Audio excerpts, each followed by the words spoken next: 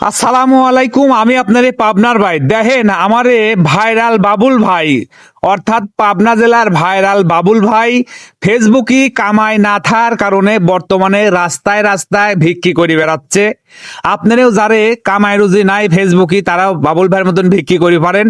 অবশেষে মুরব্বী তাকে দুইটার একটা কয়েল দিলি, এখন দেখতেছি বাবুল ভাই দাঁড়া পড়লি, তার পাও মাও সব সারি গেছে মনে হচ্ছে। দেখেন চাচা তো রাগি মাগি গেছে, সকল মিলি চাচা ঘিরি ধরেছে। চাচা তো বুঝতে পারে নাই যে বাবুল ভাই কি জিনিস। এটা হচ্ছে আমার এই পাবনা জেলার ভাইরাল বাবুল ভাই।